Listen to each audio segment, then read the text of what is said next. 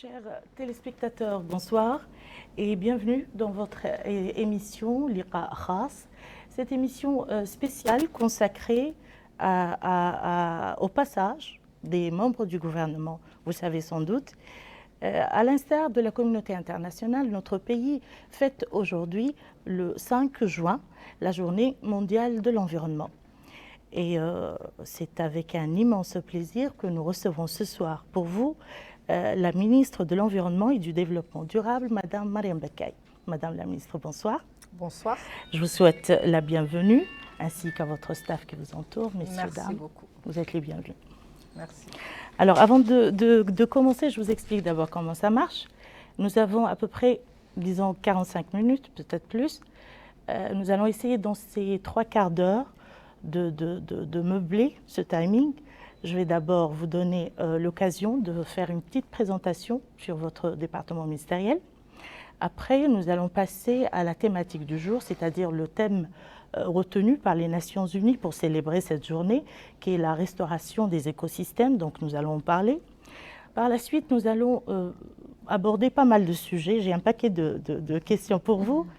Et je ne vous le cache pas, quand j'ai annoncé sur Facebook que vous étiez mon invité ce soir, certaines personnes m'ont contacté, d'autres, des personnes normaux, des gens normaux, m'ont envoyé plein de questions. Donc j'ai essayé de les traduire. Je m'excuse si je ne peux pas aborder tous les sujets ou poser toutes les questions, mais je vais quand même essayer. Donc je vous laisse donc présenter votre département ministériel. La parole est à vous, Madame la ministre. Merci beaucoup, c'est un grand plaisir. Alors, je voudrais tout d'abord juste rappeler donc mon ministère, c'est le ministère de l'Environnement et du Développement durable, parce qu'en fait, la composante environnementale est un élément clé des objectifs de développement durable. Et au niveau des Nations Unies, quand on a adopté l'agenda 2030 sur le développement durable, on ne conçoit pas qu'il puisse y avoir un développement dans le temps. En fait, c'est ce que ça veut dire, sans que les questions environnementales ne soient prises en compte.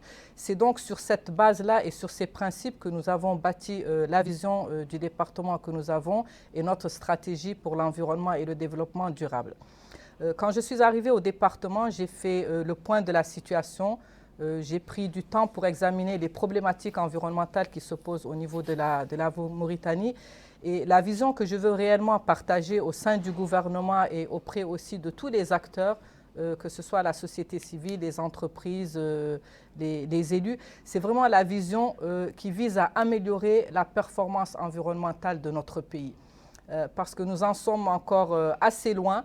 La sensibilisation environnementale est quelque chose qui n'est pas encore inscrite dans la culture, je dirais, citoyenne, ni dans la culture des entreprises et parfois même dans la culture gouvernementale, je dirais. Donc notre objectif principal, c'est vraiment d'accompagner les politiques, de faire en sorte que les principaux enjeux environnementaux qui se posent à la Mauritanie soient pris en compte dans nos politiques publiques, dans nos politiques sectorielles et dans les programmes majeurs que le gouvernement met en œuvre.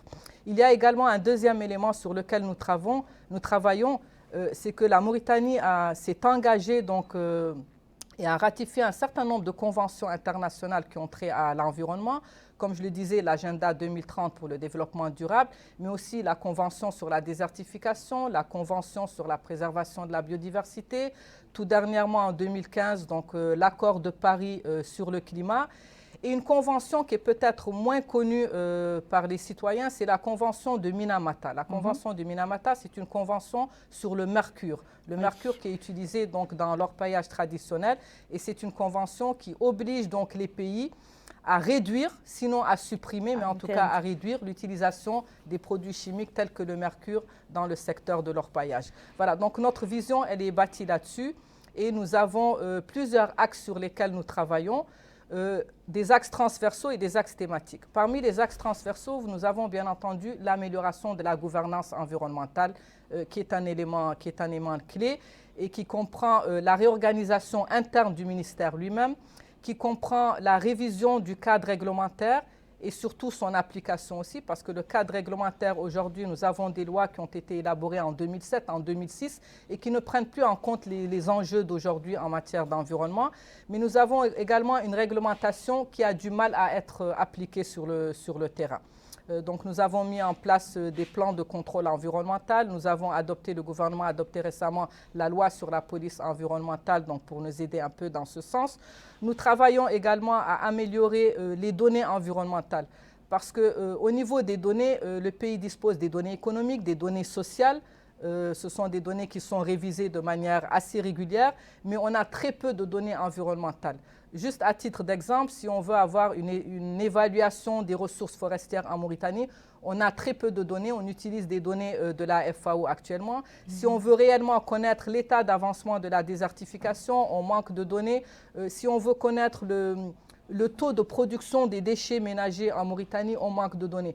Et le fait de manquer de données environnementales, on a du mal à impulser une politique environnementale si on ne connaît pas quelle est la trajectoire qu'on va emprunter. Donc ce domaine de la gouvernance environnementale est un élément fondamental de notre politique. Ensuite, nous avons un certain nombre de thématiques, mais je pense qu'on y reviendra tout à l'heure dans le reste des questions.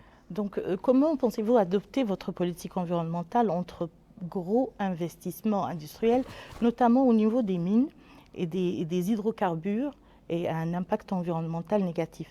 Autrement dit, pourrait-on refuser un grand projet dont l'impact environnemental sera jugé trop important?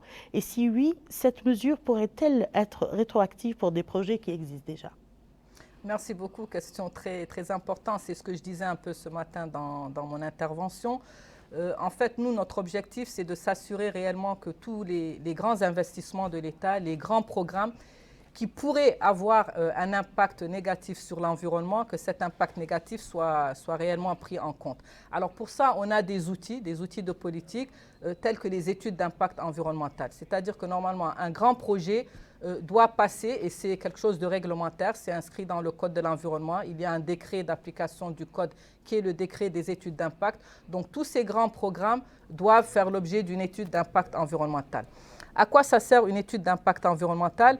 C'est d'évaluer quel pourrait être l'impact d'un projet donné sur la situation environnementale du pays et quelles sont les mesures d'atténuation qui permettraient de réduire ces impacts qu'on pourrait mettre en place. Et ça, c'est inscrit dans le cadre de ce qu'on appelle un plan de gestion environnementale et sociale. Et donc, c'est le ministère de l'Environnement qui valide les études d'impact environnemental, donc des grands programmes. Donc, si on juge que ces impacts peuvent être atténués dans le temps et que le fait de mettre en place un plan de gestion pourrait suffire, bien sûr, on valide les études.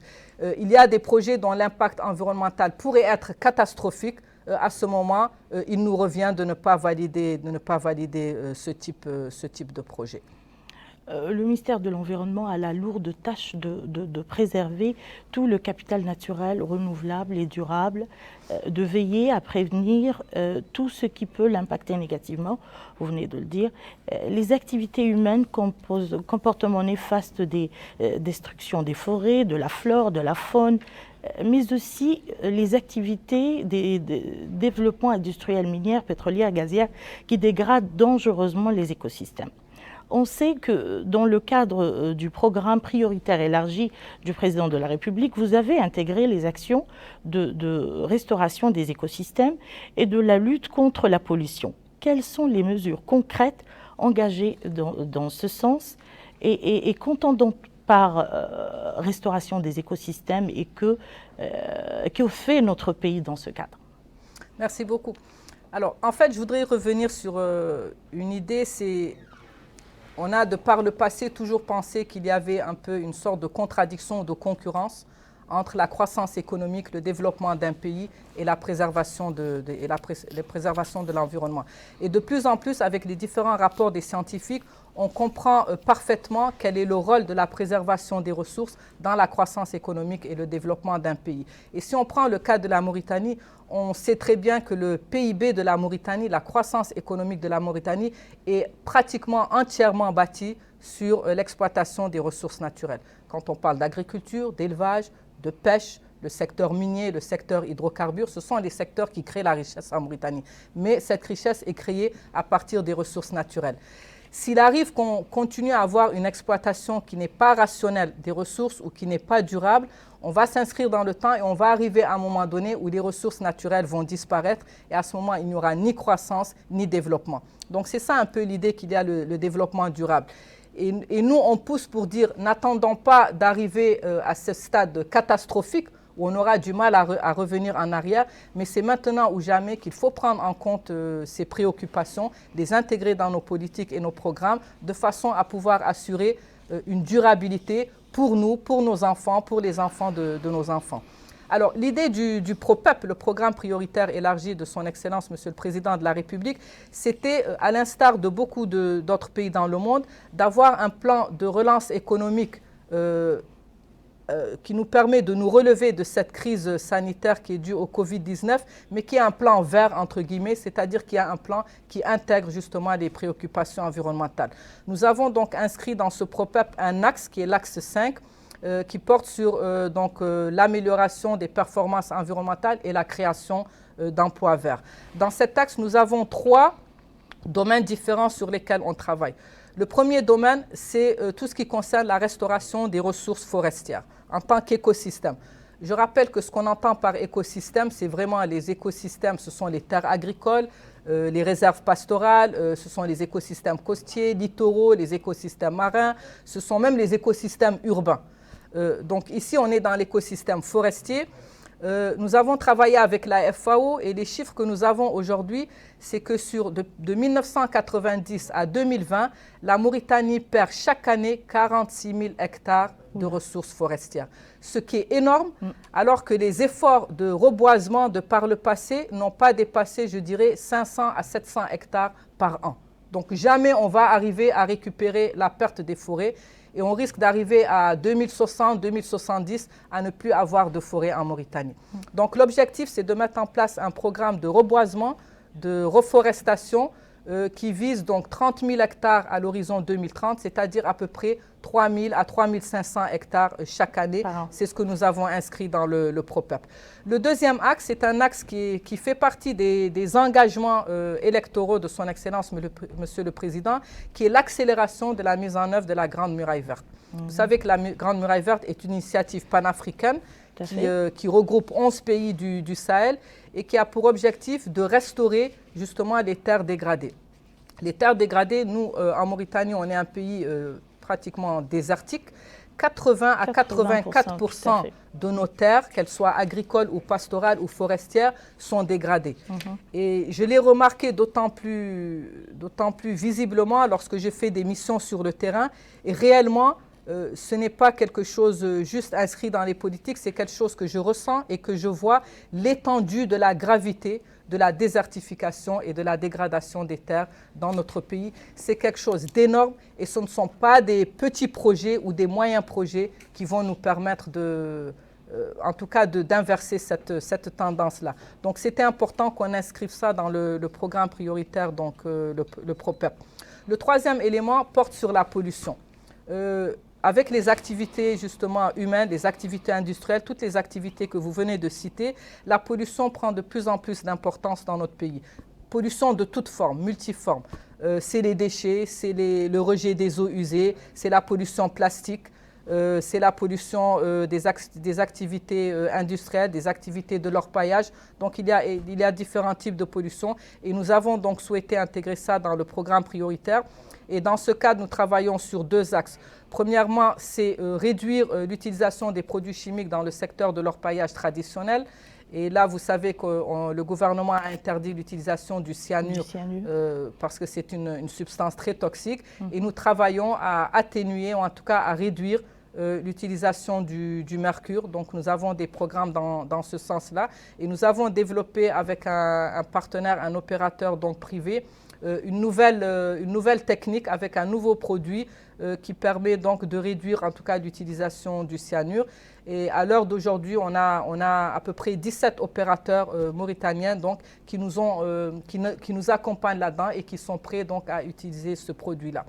Le deuxième axe de la pollution sur lequel on travaille, c'est la question des déchets ménagers solides.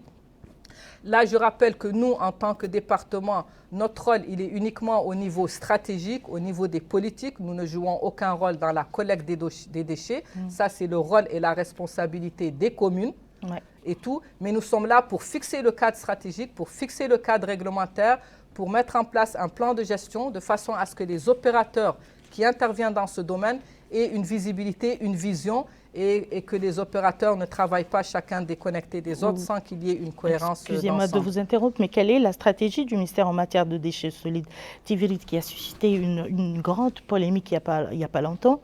Y aura-t-il à nouveau, je crois que vous l'avez annoncé dans votre discours tout à l'heure, ce matin, un nouveau centre d'enfouissement conforme aux normes sanitaires? Est-ce que vous savez l'emplacement exact vous avez trouvé, je veux dire, l'endroit adéquat pour ce centre, où exactement? Et y a-t-il une réflexion sur un autre moyen, par exemple, de les éliminer, je parle des déchets, tels que le recyclage pour en tirer profit, par exemple? D'accord, merci. Alors, nous sommes en train donc d'élaborer un plan de gestion des déchets, c'est-à-dire la vision, un peu la stratégie. Mais pour ça, comme je le disais tout à l'heure, on a besoin de données. On a besoin de comprendre qu'est-ce que le secteur des déchets en Mauritanie génère comme déchets. Donc, on a lancé 2 études. Une étude sur Nouakchott, une étude sur Nouadhibou, qui nous permettra donc de connaître la quantité des déchets, mais également la caractérisation des déchets. Parce que quand vous parlez de recyclage, pour savoir quelles sont les filières de recyclage qui valent le coup économiquement d'être développées en Mauritanie, on est obligé de caractériser les déchets, c'est-à-dire de savoir est-ce qu'il y a une part importante de déchets organiques, est-ce qu'il y a une part de déchets plastiques ou bien autre type de déchets, de façon à pouvoir construire toute une filière de recyclage. Donc ces données, on est en train de les constituer. Par rapport au centre d'enfouissement technique de Tivérite, c'est vrai que c'est un centre qui a été mis en place à l'époque suite à une étude de la Banque mondiale, si je me souviens bien, et qui était géré par l'entreprise étrangère Pisorno.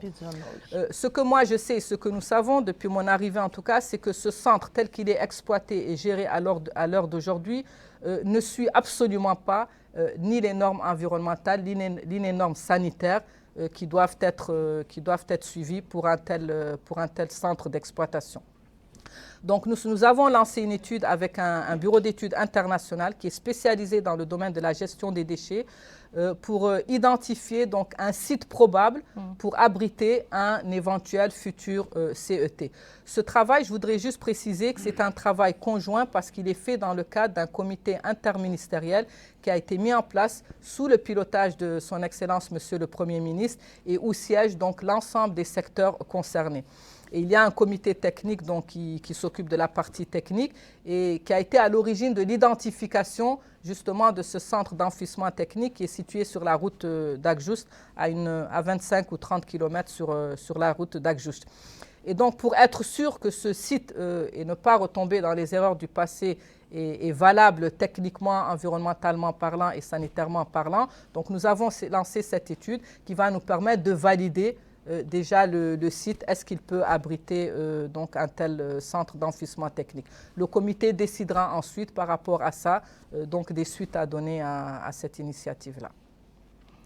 En raison de l'absence d'un système d'assainissement, les citernes qui aspirent les égouts et les fosses septiques dispersent le contenu dans les rues et placent à la périphérie des habitations et d'autres endroits, nuisant aux habitants. Quelle est la solution selon vous ?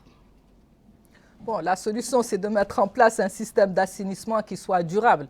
Et bon, on en parle depuis des années. Mais je pense que le ministère de l'Hydraulique et de l'Assainissement qui a en charge donc, cette problématique est en train de travailler là-dessus. De notre côté, nous accompagnons régulièrement le ministère quand il y a des déversements un peu anarchiques ou bien quand il y a aussi les pluies qui viennent et qu'il y a donc pour essayer de trouver des solutions. Mais honnêtement, ça reste des solutions, je dirais, de court terme, des solutions qui ne sont pas des solutions d'anticipation, mais qui sont juste, on résout un problème dans l'immédiat. Le problème de manière durable, ça va être de faire réellement une étude technique poussée en prenant en compte toutes les normes qu'il faut et d'investir réellement dans un tel système dans un tel système durable. Et c'est quelque chose d'absolument nécessaire. Mais j'imagine bien que nos collègues de l'hydraulique sont en train de travailler là-dessus. On l'espère bien. Les citoyens de la ville de Nouadhibou se plaignent périodiquement des usines qui transforment le poisson en huile et en farine. Les usines Moka, je ne sais pas si vous connaissez, qui ne respectent pas leur cahier de charge, normalement zéro déchet olfactif et zéro déchet organique en mer. Est-ce vrai qu'il y a une absence totale de contrôle de ces usines? Et ceci me ramène à vous poser une autre question. En octobre dernier, vous avez annoncé la création d'un corps de police environnementale qui est doté des pouvoirs d'une police administrative et ceux d'une police judiciaire. Où en est-on aujourd'hui? Merci beaucoup. Alors, pour la question donc, des usines de Nouadhibou, ce qu'on appelle des usines Moka de manière plus truc, moi, quand je suis arrivée au département, j'ai effectué une mission à Nouadhibou. Je suis allée voir justement les usines Moka. J'ai discuté avec elles. Certaines d'entre elles ont des dispositifs qui suivent un certain nombre de normes environnementales. D'autres, effectivement, n'en ont pas. La problématique qui se pose en fait, c'est que le ministère de l'Environnement avait signé un protocole d'accord avec la zone franche de Nouadhibou. Et je pense qu'il y a d'autres départements aussi qui ont fait de même et qui en fait transfèrent toutes les attributions environnementales à la zone franche de Nouadhibou. Donc en fait, la zone franche de Nouadhibou, sur les questions environnementales, avait le lead et la responsabilité de gérer donc ce type de questions. Je pense qu'actuellement, le gouvernement est en train de se pencher sur cette question pour essayer de revoir un peu les missions et les attributions de la zone franche de Nouadhibou, qui, en tout cas, de mon point de vue personnel, doivent être des missions économique et sociale. La zone franche de Nouadhibou doit avoir pour mission fondamentale d'attirer des investisseurs pour développer la zone économique. Et les questions environnementales, elle y est soumise elle-même. Et donc, à mon avis, la zone franche ne peut pas être juge et partie par rapport à ces questions environnementales. Et la réglementation en vigueur est au-dessus d'un protocole d'accord. Donc la zone franche doit aussi se plier donc, à la réglementation et faire les études d'impact environnemental qu'il s'agit. Mais c'est une question que le gouvernement a pris à bras le corps pour essayer de revoir un peu justement et de tirer un peu les leçons du passé et d'arriver à une situation donc, qui soit plus correcte. Par rapport à la police environnementale, donc effectivement, le gouvernement et le Parlement ont adopté donc, cette loi sur la police environnementale. Nous sommes en train de travailler sur le décret d'application de cette police environnementale que nous présenterons bientôt donc, au Conseil des ministres. Et cette police, elle a un double rôle. Ce n'est pas seulement une police répressive, elle a aussi un rôle de sensibilisation. Voilà, parce qu'ici, je veux rappeler que nous, notre objectif au niveau du département, ce n'est pas de freiner le développement, ce n'est pas d'être répressif, ce n'est pas de faire payer des amendes aux gens, non. C'est d'amener l'ensemble des acteurs à comprendre l'intérêt de préserver les environnements. Et notamment les acteurs économiques qui doivent comprendre qu'en préservant l'environnement, en gérant mieux les ressources naturelles, ils peuvent faire des économies et donc derrière tout ça, il y a une rentabilité économique et il y a même une possibilité de création de ce qu'on appelle les emplois verts. Donc cette police, elle joue ce rôle-là. Bien entendu, elle joue un rôle répressif, c'est d'amener les gens à respecter la réglementation. Et c'est l'un des premiers points que j'ai soulevé tout à l'heure en parlant de gouvernance environnementale. Et je me suis en fait rendu compte qu'ici, en Mauritanie, la réglementation environnementale ou la réglementation même tout court n'est pas quelque chose que les gens ont l'habitude de respecter. Et ça doit absolument changer. Nul n'est au-dessus des lois. Quand le gouvernement et le Parlement adoptent des lois, chaque citoyen, chaque opérateur, chaque personne, chaque individu doit respecter cette loi. Et c'est ce qui se passe dans un grand nombre de pays. Et c'est pour ça que dans les autres pays, quand on regarde au Sénégal en face, il suffit d'aller de l'autre côté du fleuve.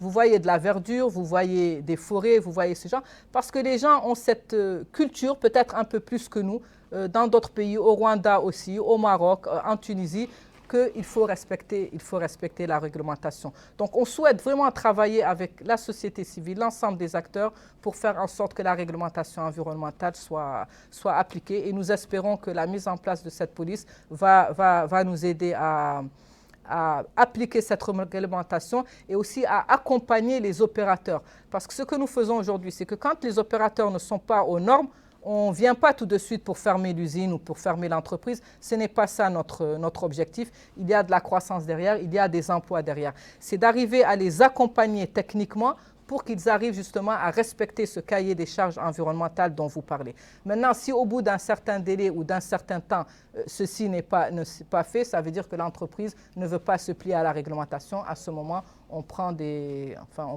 mesures beaucoup plus fortes. En parlant de l'application de la loi, vous avez constaté que le plastique revient avec force malgré son interdiction depuis 2013. Oui, tout à fait. Alors, le plastique, la loi sur le plastique a été une loi, je dirais, judiciaire d'abord et répressive, dans le sens où on a interdit le plastique, on a mis en place des amendes qui sont très élevées, mais on n'a pas donné dans la loi la possibilité justement à cette police environnementale, ou en tout cas aux inspecteurs qui étaient là avant et au ministère, de pouvoir jouer ce rôle de contrôle et de répression. Donc ça, c'était une loi très forte en fait. On interdit le plastique, celui qui ne respecte pas, en fait, on l'envoie à la justice et la justice traite son dossier. Il n'y a pas la possibilité de transiger. Donc nous, on n'a pas la possibilité de vous mettre une amende ou de transiger en fait par rapport à ça. L'autre élément, c'est que dans les pays développés, les pays européens, quand ils ont interdit le plastique, ils ont donné une période de transition. Donc on interdit le plastique, mais les opérateurs économiques ont 6 mois, ont 8 mois, ont 12 mois pour trouver des solutions alternatives à ce plastique. Et au bout d'une année, la loi devient effective parce qu'on vous a laissé un délai. Le problème en Mauritanie, c'est que nous n'avons pas d'opérateurs économiques. Ici, on n'innove pas. Donc, on n'a pas d'opérateurs qui ont la capacité, les compétences suffisantes pour innover et trouver d'eux-mêmes ces solutions alternatives que d'autres pays trouvent. Donc, on s'est trouvé confronté à ce problème-là, à ce dilemme, où nous n'avons pas de solution alternative, mais on a un interdit. Donc, comme on dit, quand vous interdisez quelque chose, il faut mettre quelque chose à la place. Ça ne revient pas à l'État forcément de trouver ces solutions. Mais il faut que les opérateurs économiques aussi d'aujourd'hui se lancent aussi dans l'innovation, améliorent leur expertise, améliorent leurs compétences pour pouvoir accompagner la vision, je dirais, du gouvernement et être un peu plus aussi innovants.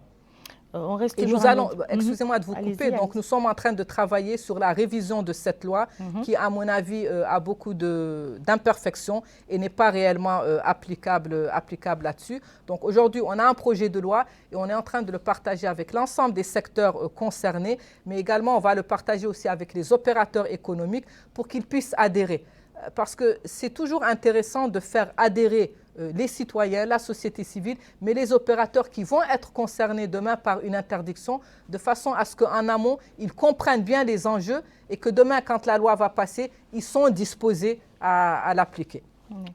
Donc, restons toujours à Nouadhibou, malgré les odeurs nauséabondes qui affectent les habitants de la ville, le danger durable réside cependant dans les résidus que ces usines desservent sur la côte, transformant la plage derrière une tache noire huileuse qui empêche l'oxygène à la vie marine et se propage verticalement vers les profondeurs des eaux mauritaniennes, tuant au passage toute vie marine, les petites créatures en particulier. Pourquoi le ministère ne travaille-t-il pas sur l'aspect de la culture environnementale comme matière à intégrer au programme d'enseignement et sur l'intensification des campagnes de sensibilisation? Oui, merci. Alors, nous, on a un programme de sensibilisation que nous avons élaboré. On a commencé à faire donc des activités de sensibilisation, des sensibilisations au niveau des parlementaires, des sensibilisations sur les questions du littoral, la sensibilisation des journalistes aussi pour qu'ils puissent nous accompagner aussi là-dedans. Nous avons dernièrement mis en place donc, un programme de formation aussi des magistrats. Donc nous avons commencé un certain nombre de formations de magistrats pour que les magistrats eux-mêmes, qui sont je dirais un maillon essentiel dans la chaîne de l'application de la réglementation environnementale, puissent exactement eux aussi mieux comprendre les enjeux environnementaux et nous accompagner quand il y a des délits en matière d'environnement. Sur la question de l'éducation environnementale, vous n'êtes pas sans ignorer que dernièrement, il y a à peu près 2 mois, le Conseil des ministres a adopté un programme conjoint lancé par le ministère de l'Environnement et le ministère de l'Éducation pour un programme d'éducation environnementale que nous avons appelé le programme École verte.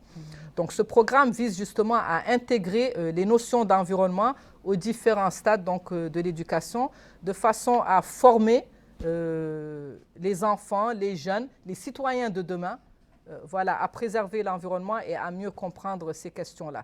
Et avant la mise en place de ce programme, l'année dernière, en 2020, on a déjà travaillé avec le ministère de l'Éducation et nous avons déjà intégré au niveau du fondamental, du cursus scolaire fondamental, dans les cahiers fondamentaux, des notions d'environnement qui ont déjà été appliquées. Et donc, c'est un travail que nous sommes en train de poursuivre en collaboration étroite avec le ministère de l'Éducation, parce qu'à mon avis, je pense que c'est fondamental pour le développement durable que les citoyens de demain soient vraiment au fait de ces questions-là et qu'on puisse aussi intégrer tous les nouveaux enjeux, toutes les nouvelles questions qui se posent, telles que le changement climatique, la biodiversité, qui ne sont pas des questions farfelues ou utopiques, mais qui sont réellement des questions sur lesquelles nous devons travailler. La baie de l'Étoile est considérée selon les biologistes comme le principal incubateur pour la plupart des espèces d'animaux marins, en particulier les poissons et les oiseaux. Quelle est la stratégie du ministère pour la préserver? Et qu'en est-il des bâtiments environnants si le lieu était transformé en réserve? Oui, merci. Alors, le ministère travaille depuis plusieurs années déjà sur le classement de la baie de l'Étoile comme étant une réserve naturelle. Bon, ce n'est pas quelque chose qui se fait aussi facilement que ça, parce qu'en fait, une réserve naturelle, ça veut dire quoi? Dans la baie de l'Étoile, il y a des activités économiques, il y a des activités sociales, et bien entendu, il y a cet formidable écosystème de biodiversité donc, et qu'il faut absolument préserver. Donc il faut qu'on arrive à trouver dans cette réserve, cette préservation, un équilibre entre laisser un certain nombre d'activités économiques et sociales se dérouler, mais tout en assurant la préservation de cet écosystème dans le long terme. Donc nous avons mené déjà un certain nombre d'études par rapport à ça. L'année dernière, on avait déjà commencé à travailler sur un projet de décret justement pour classer cette baie de l'Étoile en réserve naturelle que nous avions partagé avec un certain nombre de départements et nous sommes en train donc de finaliser ce travail pour avoir l'accord de tous les départements sectoriels qui sont impliqués et avoir un plan de gestion qui va nous permettre donc à la fois de continuer dans certaines parties un certain nombre d'activités, mais aussi de préserver donc toute cette biodiversité qui fait la grandeur donc de cette baie et de la ville de Nouadhibou aussi par excellence. Alors, quelle politique aujourd'hui pour la préservation des réserves déjà connues, le banc d'Arguin, le parc de Diaoling, les grandes mares et forêts protégées à l'intérieur du pays? Oui, donc il y a la conservation, en fait, elle se fait de plusieurs façons. Quand on parle par exemple du banc d'Arguin, du parc national du Diaoling, donc ce sont des aires protégées qui sont classées. Donc, qui sont classées au niveau international, qui sont classées par la convention de Ramsar. Donc c'est-à-dire que ce sont des aires où normalement aucune activité économique qui peut impacter l'environnement ne peut se dérouler.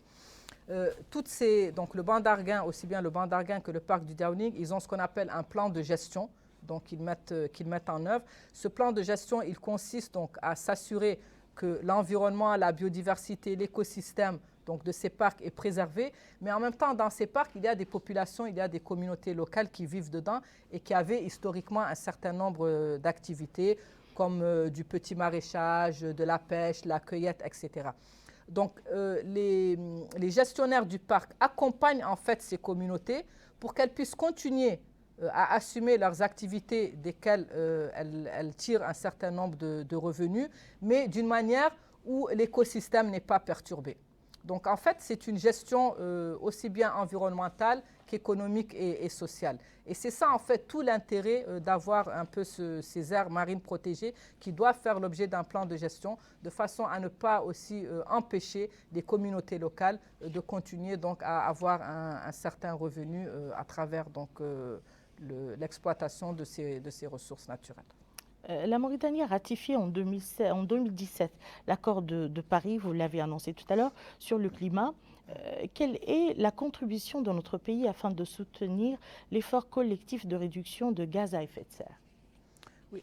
Alors, l'accord de Paris sur le climat, qui est un accord donc, international qui a été adopté par la communauté internationale donc, et les Nations Unies en 2015, il comprend deux volets, juste pour que nos citoyens comprennent bien. Un volet, c'est la réduction des émissions de gaz à effet de serre. En fait, les émissions de gaz à effet de serre, bon, il y a plusieurs types de gaz, mais pour être un peu à la portée donc, des citoyens, c'est surtout donc, le gaz carbonique. Et donc le gaz carbonique, quand il y en a trop dans l'atmosphère, donc ça crée un réchauffement climatique. Ce réchauffement climatique, justement, il a des incidences.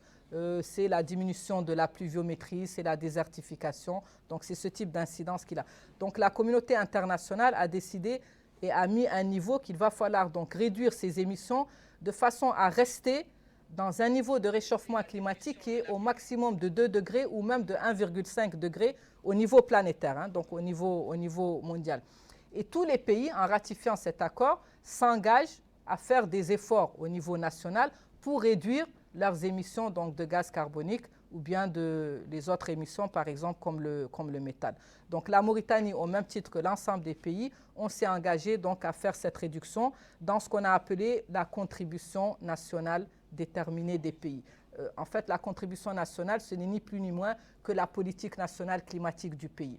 Donc chaque pays s'engage à réduire d'un certain montant en fonction, bien entendu, de ses capacités, de son expertise et des enjeux qu'il y a au niveau des pays.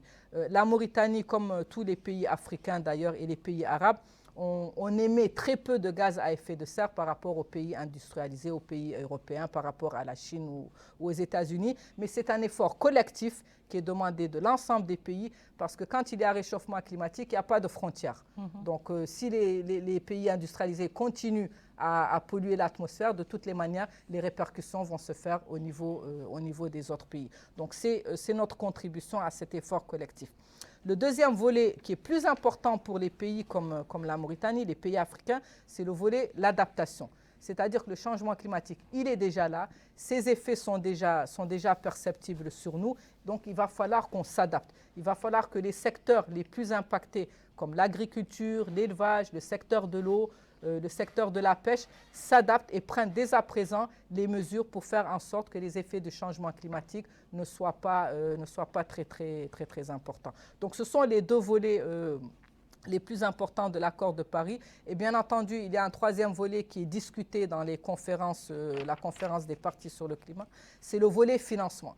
Parce que les pays industrialisés, les pays africains aussi ont demandé aux pays industrialisés de les aider donc à financer justement cette adaptation parce que c'est eux finalement les premiers responsables des émissions de gaz à effet de serre. Donc à la fin de l'année, normalement, il y aura cette conférence des parties, la COP26, la 26e session de l'accord sur le climat. Et son enjeu principal, c'est de revoir justement ces contributions nationales déterminées que nous avons soumises en 2015. Et donc l'accord de Paris dit que tous les 5 ans, tous les pays doivent réviser leur politique climatique et doivent, je dirais, accroître, augmenter les engagements sur lesquels ils se sont basés parce que finalement, le changement climatique est toujours là et les scientifiques démontrent que c'est en train d'augmenter. Donc, il va réellement falloir que le monde fasse un effort encore plus important que ce qui avait été prévu en 2015. Malgré l'interdiction de la cyanure et avec l'avènement de la prospection aurifère par des méthodes traditionnelles, on utilise toujours certains produits nocifs, vous l'avez annoncé tout à l'heure, tels que le mercure et la cyanure à Chami et à Zouarat. Le ministère sensibilise-t-il les prospecteurs et les orpailleurs sur la nocivité de ces produits ? Oui, tout à fait. Nous avons déjà fait plusieurs, de par le passé, séances de sensibilisation, aussi bien sur le cyanure que le mercure. Nous, comme je vous l'ai dit, le cyanure est officiellement interdit. Donc peut-être qu'il est encore utilisé de manière illégale. Nous, ce que nous savons, c'est que le mercure, effectivement, est utilisé donc, pour amalgamer donc les roches et pour pouvoir ensuite donc, extraire l'or.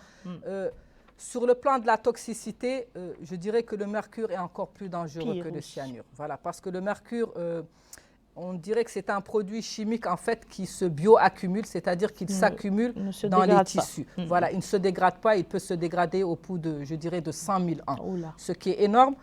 Les vapeurs de mercure sont respirées par les orpailleurs. Je dirais que c'est une substance, on va dire, qui est... C'est comme si je dirais une maladie que les gens ne voient pas tout de suite. Parce que le mercure, quand il s'évapore, il est inodore, il n'a pas d'odeur, il ne sent pas. Donc à la limite, les gens peut-être même ne font même pas attention. Le problème, c'est que beaucoup d'études ont démontré, des études faites par les Nations Unies, par l'Union africaine, que dans le temps, le mercure peut occasionner, bon, je ne suis pas médecin, mais en tout cas, c'est ce qui sort de la littérature, des problèmes neurologiques, des problèmes sur les reins, des problèmes sur les femmes, des problèmes de recul de la croissance des enfants, etc. Et les vapeurs de mercure, elles ont cette facilité en fait à se transférer. C'est-à-dire que la vapeur peut être faite ici, mais en fait vous allez la retrouver au niveau du banc d'Arguin, vous allez la retrouver à des milliers de kilomètres. Une fois qu'elle tombe dans l'eau, une fois qu'elle tombe, elle va y rester pendant 100 000 ans. Donc s'il y a des poissons, le poisson va injecter ça, l'homme va manger le poisson, etc. Donc honnêtement, c'est une substance qui est réellement toxique. Et c'est pour ça qu'il y a eu cette convention des Nations Unies, qui est la convention de Minamata, pour essayer d'amener les pays, d'accompagner les pays à réduire l'utilisation du mercure. Le cyanure, c'est vrai, les gens vont nous dire, ils nous disent, l'entreprise Tasiast, par exemple, utilise le cyanure. Pourquoi nous, les Mauritaniens, on serait empêchés d'utiliser le cyanure? L'entreprise Tasiast, ce sont des entreprises internationales de par le monde. Toutes ces grandes entreprises utilisent effectivement le cyanure pour exploiter l'or, mais elles suivent un certain nombre de normes. Et elles sont affiliées au Code international du cyanure, qui est un code qui est donné donc par des organismes internationaux qui sont reconnus et qui suivent un certain cahier des charges que l'entreprise est obligée de suivre. Nos entreprises, nous, ce sont des entreprises, je dirais, nouvelles qui viennent d'intégrer ce secteur-là et qui n'ont pas du tout, loin de là encore, les compétences et l'expertise nécessaires pour qu'on puisse les laisser utiliser des produits chimiques aussi dangereux. Et personnellement, je trouve qu'il y va de la responsabilité, c'est notre responsabilité, vraiment de faire en sorte que les orpailleurs comprennent bien les dégâts que ce type de produits chimiques pourrait avoir donc, sur leur santé, sur les écosystèmes. Et nous comprenons parfaitement que le secteur de l'orpaillage est un secteur qui permet une croissance économique aussi bien pour le pays, mais qui permet à l'ensemble de ces orpailleurs d'avoir des emplois, d'avoir des revenus. Mais pour moi, je dirais que si on a aujourd'hui une croissance économique ou si les orpailleurs retirent un certain nombre de revenus et que dans 10 ans, ils vont utiliser ces revenus pour se soigner, je pense que c'est pas quelque chose qu'on devrait permettre. Et je me suis beaucoup documentée et j'ai lu des études internationales qui ont été faites où on avait interviewé des orpailleurs, justement, dans des pays tels que le Burkina Faso, le Ghana. Et quelque chose m'avait beaucoup touché. Un orpailleur disait, en fait, il était très malade et il disait, honnêtement, si j'avais su qu'en exploitant ça donc pendant une dizaine d'années, je serais dans cette situation sanitaire aujourd'hui, tout ce que j'ai gagné, en fait, je l'ai utilisé pour me soigner. Et je ne suis même pas sûre que j'arriverai un jour à guérir. Et ça m'avait un peu marqué. Et quand je m'étais déplacée à mon arrivée au gouvernement à Chami, honnêtement, je m'étais sentie dans un environnement un peu bizarre parce que les gens qui travaillaient là-bas n'avaient réellement aucune notion en fait, des produits qu'ils utilisaient. Ils les utilisaient avec la main, ils n'utilisent pas de gants, ils n'utilisent pas de masque ni rien du tout. Donc notre rôle vraiment, c'est de les accompagner pour que ces secteurs puissent continuer à se développer, mais pour que ces personnes puissent prendre en compte, prendre les mesures qu'il faut pour pouvoir se protéger au maximum. Et nous sommes en train de travailler avec certains opérateurs pour, je dirais, développer des techniques qui n'utilisent pas le mercure. Et elles existent. Et les gens ont tendance à penser que plus ils utilisent de mercure, plus le rendement en fait en or va être augmenté, ce qui est totalement faux. Et on peut avoir le même rendement avec des techniques qui n'utilisent pas le mercure. Et en tout cas, c'est un travail qui est en cours et nous espérons pouvoir arriver assez rapidement à avoir des résultats positifs par rapport à ça. Alors là, j'ai une question posée par Facebook, je vais vous la poser. Êtes-vous au courant des usines industrielles qui se sont installées à Tojounine ou à Al-Mina aussi, parce que les populations de Arafat sentent des odeurs nauséabondes dans une zone, les usines sont installées dans une zone résidentielle et qui produisent des fumées, et apparemment des fumées toxiques, qui rendent les populations malades. Je pense même que certaines familles ont fait des sit-ins. Je ne sais pas si vous êtes au courant. Oui, tout à fait. Donc d'abord, je voudrais juste rappeler qu'il s'agit d'une zone industrielle quand même, dans laquelle donc, se situent ces usines. J'en ai personnellement visité 7 et nous avons fait le point avec eux où on a donc identifié un certain nombre de lacunes justement. Et nous travaillons donc avec ces usines, comme je l'ai dit, on les accompagne techniquement pour qu'ils puissent mettre en place des systèmes, notamment des systèmes de gestion des fumées dont vous parlez, des systèmes de gestion des déchets. Et on est assez bien avancé par rapport à ça.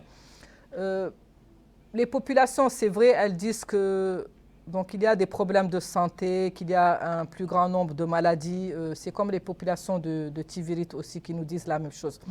Bon, je ne suis pas médecin, mais je pense que bon, c'est faire aussi un raccourci que de dire que toutes les maladies qui pourraient avoir lieu sont dues au centre de Tivirit ou sont dues à ces fumées. Les gens pensent aussi qu'il y a un plus grand nombre de maladies cancérigènes qui se sont développées. Est-ce vrai, est-ce faux? Nous ne savons pas. Nous n'avons pas réellement de données pour pouvoir réellement mesurer ça. Mais nous, on se base sur le principe de précaution de toute façon, que même en l'absence de données probantes, il est de notre devoir de faire en sorte donc de réduire ces éléments nocifs. Et nous travaillons là-dessus. Ce sont des usines où nous sommes allés plusieurs fois. Nous avons mis en place un cahier des charges, un plan pour que ces usines puissent s'améliorer. Et je pense qu'à l'heure d'aujourd'hui, la plupart des usines ont respecté ce cahier des charges et se sont réellement améliorées. Nous, on s'est déplacés plusieurs fois. Nos inspecteurs de l'environnement se sont déplacés plusieurs fois, même la nuit, parfois à des heures très tardives. Et de nombreuses fois, en tout cas, ils n'ont pas constaté ces émissions de fumée. Mais c'est quelque chose que nous prenons à cœur et nous sommes en train de travailler avec les usines qui sont sur place pour qu'elles puissent donc mettre en place en tout cas ces normes environnementales. Et je crois pouvoir dire que la situation s'est quand même améliorée. Une avant-dernière question. Quelles sont les contraintes que vous rencontrez dans l'application de votre vision? Oui, merci. Donc la première contrainte qu'on rencontre, d'abord, comme je l'ai dit, c'est le manque d'application de la réglementation et le fait que les Mauritaniens ne soient pas sensibles, je dirais, aux règles tout court et à la réglementation environnementale. Donc, il va falloir qu'on travaille beaucoup plus sur les questions de sensibilisation environnementale. La deuxième contrainte, je dirais qu'elle est d'ordre humain, c'est l'expertise. Nous sommes un ministère très technique. Nous gérons donc des domaines très spécialisés. Je vous parlais tout à l'heure d'innovation. On ne peut pas trouver des solutions qui vont nous permettre de gérer un certain nombre de problèmes environnementaux si on n'innove pas. On a besoin de la recherche, on a besoin de l'innovation. Notre recherche en Mauritanie, elle n'est pas encore suffisamment développée. Et les opérateurs économiques qui, comme je le disais, dans les pays industrialisés, les pays en développement, ce sont eux qui créent l'innovation. Ce sont eux qui cherchent des solutions. Aujourd'hui, quand on prend le secteur pharmaceutique, par exemple, juste la question du Covid, qui est-ce qui développe le vaccin? Bon, ce sont des industries pharmaceutiques. Donc, ce sont les opérateurs privés qui ont un rôle important à jouer dans la recherche de solutions innovantes. Et dans notre pays, pays, on n'est pas encore à ce stade-là. Donc il y a des domaines clés fondamentaux dans lesquels on manque encore d'expertise. La troisième contrainte, elle est d'ordre financier. Si je regarde le budget de mon département, aujourd'hui, j'ai à peu près moins de 1%, j'ai presque 0,9% du budget global public. Donc, si on prend la loi des finances, où il y a donc un arbitrage entre tous les secteurs, j'ai 0,9%. On parlait tout à l'heure de restauration des terres dégradées, de restauration des forêts. Ce sont des domaines qui demandent énormément d'investissement. Donc, comme je l'ai dit, ce n'est pas des petits projets qui vont nous permettre de régler ça. Depuis mon arrivée, donc depuis 2019 au gouvernement, il y a un effort qui a été fait parce que la question environnementale est réellement prise en compte au plus haut niveau et que le président de la République y accorde une importance clé. Et nous avons, si on regarde les différents budgets depuis avant, en tout cas, nous avons augmenté le budget du ministère de l'Environnement depuis 2019, 2020 et 2021 chaque année, mais ça reste encore quelque chose d'insuffisant. Et donc, nous travaillons avec les partenaires techniques et financiers pour pouvoir justement compléter à travers donc, des financements extérieurs, des financements additionnels pour nous permettre donc, de relever ces défis. Nous travaillons également, nous avons créé cette année une nouvelle direction au sein de l'organigramme, j'en ai pas parlé tout à l'heure, qui est la direction climat et économie verte, qui est une direction donc très importante. Et au niveau mondial, il y a des fonds, le fonds vert climat, il y a le fonds d'adaptation, il y a le fonds pour l'environnement mondial. Et donc nous travaillons avec ces organismes justement pour mobiliser des fonds pour pouvoir mettre en œuvre donc un certain nombre de projets. L'autre élément qui est une contrainte pour nous aussi, c'est que nous avons des délégations régionales de l'environnement et du développement durable au niveau de chaque wilaya qui ont des moyens extrêmement limités. Et donc, elles ne peuvent pas, avec ce manque de moyens, elles ne peuvent pas jouer ce rôle où on va pouvoir décentraliser en fait nos programmes et elles ne peuvent pas jouer aussi ce rôle de suivi. Nous, au niveau central, on n'a pas pour mission d'assurer le suivi de tout ce qui se passe sur le territoire national. On a ces délégations et l'information doit remonter à partir de ces délégations. Le contrôle environnemental, je parlais de la déforestation qui est un élément vraiment crucial ici parce que l'exploitation forestière se fait en majeure partie de manière illégale. Mais on ne peut pas mettre un policier, un inspecteur de l'environnement derrière chaque arbre ou derrière chaque truc. On a besoin de moyens et nos délégations régionales ont très peu de moyens pour assurer vraiment ce suivi-là. Donc c'est un peu ce type de contraintes auxquelles nous faisons face. Quel est votre message aux citoyens ce soir? Alors, les citoyens, je voudrais dire aux citoyens en fait, qu'en matière d'environnement, de préservation de l'environnement, de restauration des écosystèmes, le gouvernement ne peut pas tout faire. Et le gouvernement n'a pas à tout faire. La question environnementale, c'est une question de responsabilité collective, de responsabilité individuelle de chacun d'entre nous. Chaque citoyen, chaque personne doit faire en sorte dans son quotidien d'intégrer des comportements citoyens, des comportements environnementaux. Je prends juste la question des déchets. Parfois, je circule en ville et vous voyez des gens, des jeunes, des moins jeunes, qui boivent une bouteille d'eau, une canette de coca et qui la jettent à travers la fenêtre. Ça, ce n'est pas un comportement citoyen et ça n'a aucune utilité, ça ne nous aide pas.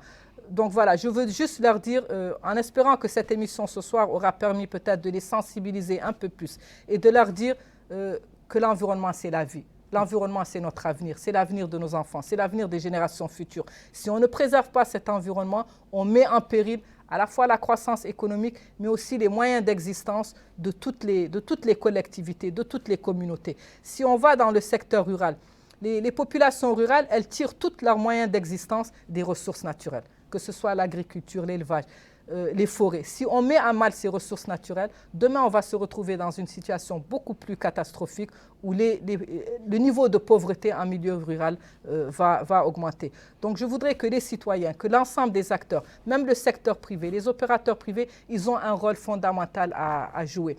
Et dans beaucoup de pays, les pays ont intégré ce qu'on a appelé, on n'en a pas parlé, la responsabilité sociale et environnementale.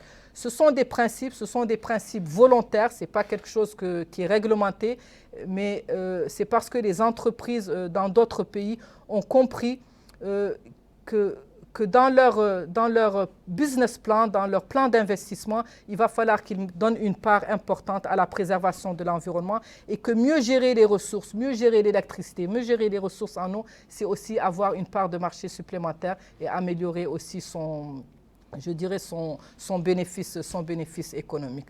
Donc, on veut vraiment que tout le monde nous accompagne. On sait que ce n'est pas un chantier facile, c'est très complexe parce que, comme je l'ai dit, c'est peut-être quelque part mettre sur la balance les questions environnementales, les questions, je dirais, prioritaires pour le pays, les questions de l'immédiat.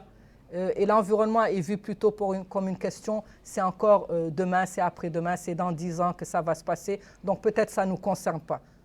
Mais ça nous concerne, ça concerne nos enfants, ça concerne ce que nous allons leur léguer et ça concerne notre histoire et ça concerne notre responsabilité, je dirais, de faire en sorte qu'on puisse garder une planète où chacun peut vivre de manière saine. Merci beaucoup, Madame la Ministre. Il ne me reste plus que de vous remercier. Merci d'avoir répondu à notre invitation et d'avoir répondu à toutes nos questions. Merci aussi à vos collaborateurs qui nous ont accompagnés. Merci à vous, chers téléspectateurs, de nous avoir suivis et d'attendu jusqu'à la fin de cette émission. Bonne nuit. Merci beaucoup. Merci à vous.